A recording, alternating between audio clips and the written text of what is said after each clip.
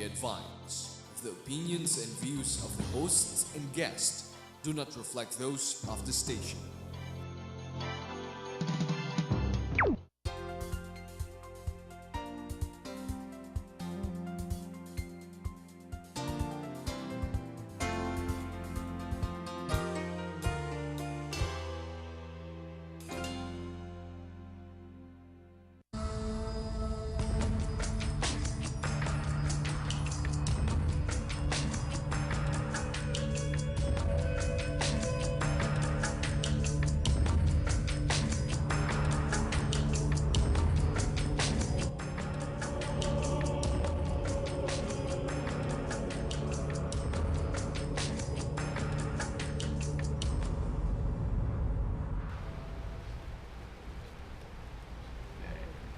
All right, good evening, ladies and gentlemen. Welcome to Intellectual Property. I'm your host, Attorney Sara Jane Suguitan.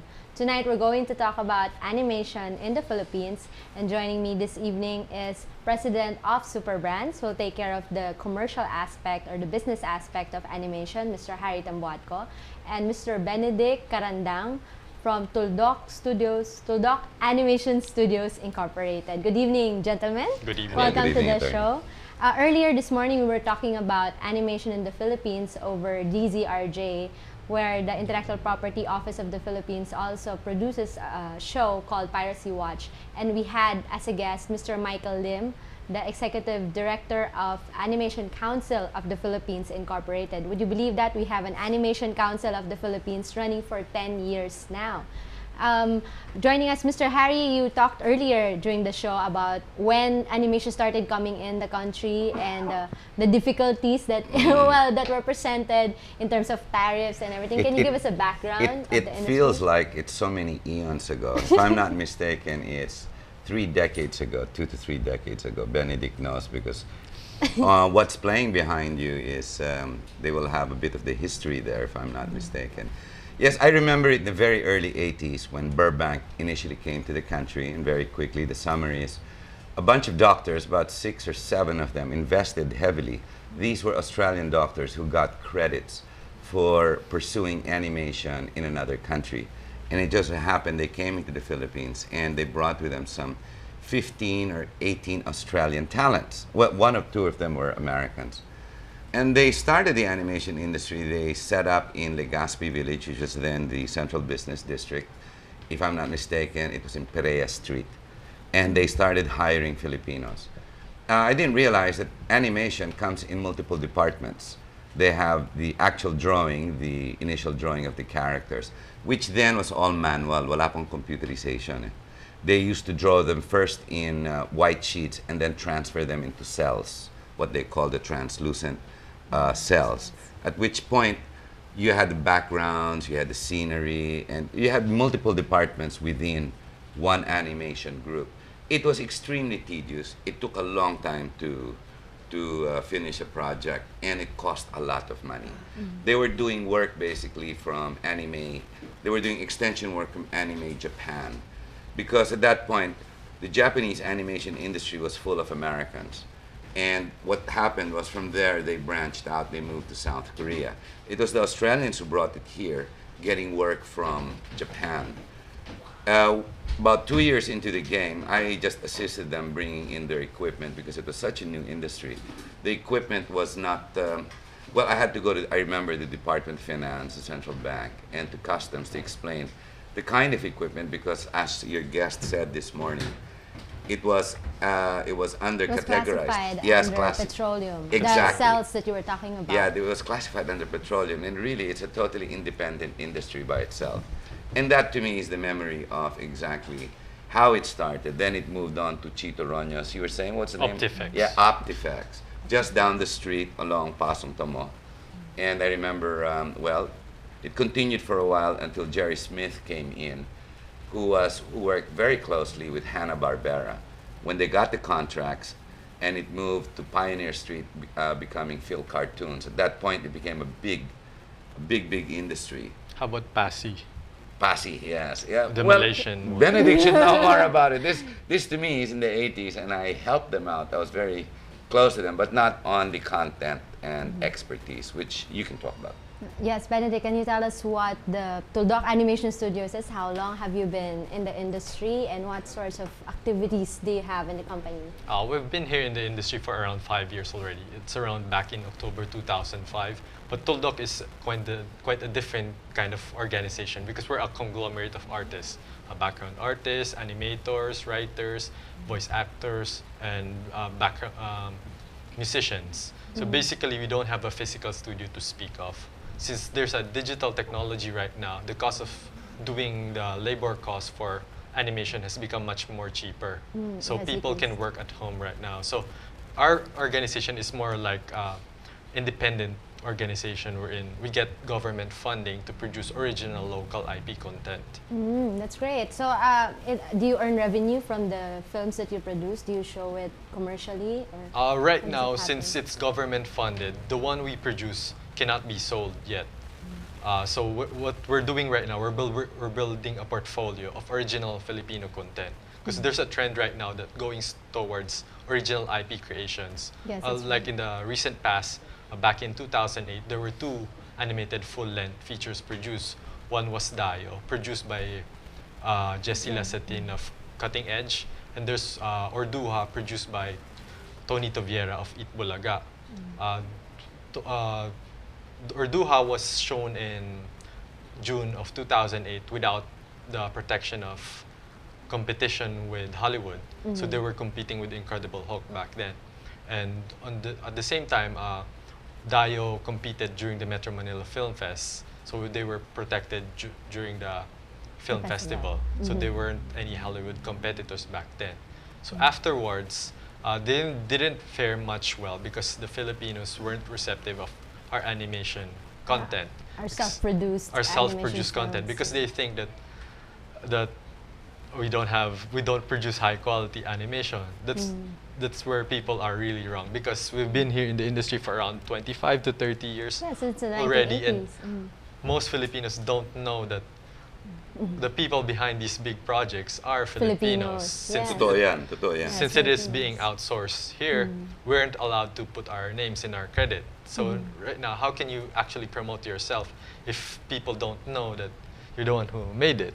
You're the one behind it. Yes, Yeah. that's right. And apparently, since the 1980s, the animation industry has the earliest form of business process outsourcing. I mean, foreign investment has been coming to the country mainly for 2 reasons: creative content, which we can easily provide because our animators are very talented, and second of all, the labor costs are cheaper than producing that kind of content or hiring artists and whatever script writers, musicians from abroad. So it's better for them to produce their content here, and then you throw it back to them with those who outsource the work here. But Tuldok produce your own films. Yes. For For public this consumption. for the education sector. For the So education actually, sector.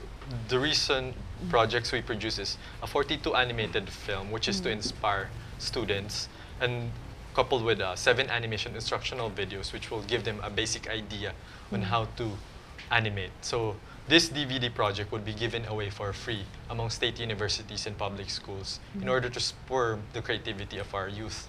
So basically, we're trying to create a new breed, a new mass of people who look for an alternative career in the animation sector. Yes, exactly. Animation obviously is an alternative career to many Filipinos out there. Usually, pag lumalaki ka, your only choices are to become a doctor or an engineer or a lawyer. But apparently, we have this, and it's a very lucrative career indeed. I mean, Yes. how much do you think it's grossing the Actually, industry? according to the Animation Council of the Philippines, back in 2008, it's around $110 million industry.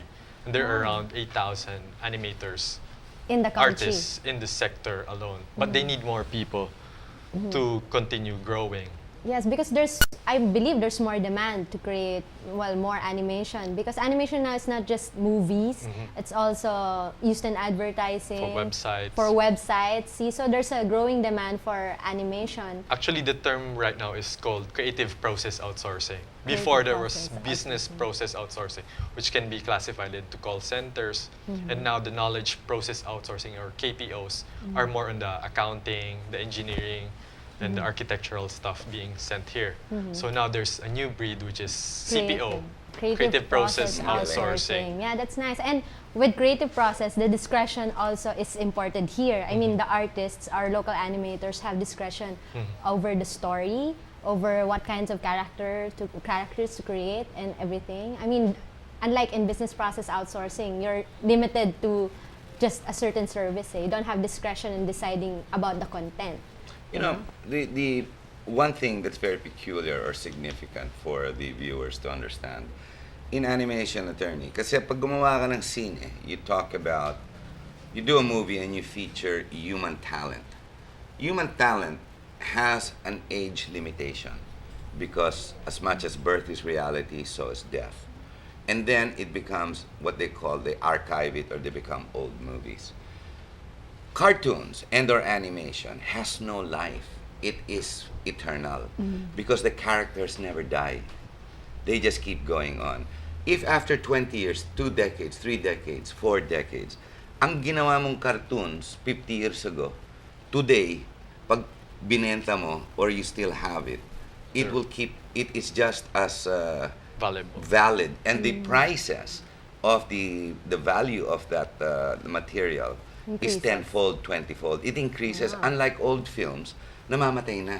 Look at the rights of Mickey Mouse, Yogi Bear. It continues. Sure, they have remakes. I mean, it was just in the movies, diba, in Yogi Bear. But the 50 years just lapsed, and I think Disney actually renewed that See, extension. there you go. Because the difference with animation, if we begin it, and we're already in it, since we have the talent, the creative talent, the Filipino can do it. It's an age, you know, it will just keep going. It's ageless. That's what viewers have to understand. Animation is here to stay. I was in a talk recently, about 2-3 months ago, with the Soroptimists of the Philippines, and they were explaining women abduction and rights of women.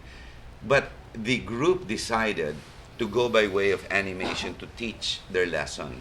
It was so effective compared to using talents. Even if you use celebrities, may lifeline.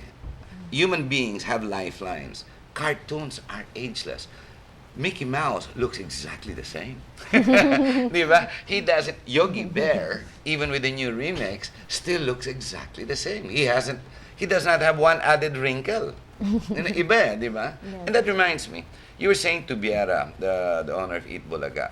I remember 2 years ago when I was in RPNA and I was talking to his producer, well, he passed on, si Boy Gatus. They were looking at animating a remake of Iskul Bukol, which I thought was a great idea. Hindi natuloy yun, hindi nyo ginawa. I have no idea. It's The another rights, group. yeah, the rights was Iskul Bukol, pero kakartoon na, gagawin nilang cartoon. Yeah, It was a very exciting idea, pero I don't remember kung ano nangyari na doon. Yeah, it might not have pushed through. And animation is just not limited to, well, moving films. There's also political cartoons, comic strips. So the characters can be licensed to become, you know, syndicated comic strips for newspapers and broadsheets. Should that be a registered attorney? Gaya niyan. For example, here, he has Tuldok, which doesn't, you know, it's not supposed to air really, so you're just seeing very quick flashes of it. But should they license that? All right. Okay, copyright in general, and I'm sure Benedict has heard about this. Copyright has no registration requirement. The moment you create it, it's yours. You own it. So it vests from the moment of creation. Now the problem is we don't know who created what first. So Yan ang problema niya, yes, because Benedict. there's no evidence. You have to file with the National Library for the copyrights, yes, I think. and yet it's not required. The filing with the national, it's just a deposit of a copy, which doesn't really amount to a registry. Unlike trademarks and patents, there is a database of the brands that are registered and then the owners, so you can verify whether this brand already existed and at what year and who owns it. Should they register? Well, copyright, right now we still don't have a registry, as I said, but we're moving towards amending the law, so there will be a Bureau of Copyright that will have a registry of everything that's been created from the Filipino artists, musicians, animators, writers, everyone. So all the creative content. Kasi yun nga, the deposit with the National Library is for purposes of Archiving lang. yes, for archiving. And How about trademark? If you create a character like yes, or the name of their company. Tuldok pwedeng Animation It's actually Studios. trademark already See, back it's in trademark. Good for 2007. you. Oh, good for you. So you had it registered. Eh, mga characters nyo. The characters, you have to file with the National Library for the copyright. You said gave it's a just copy.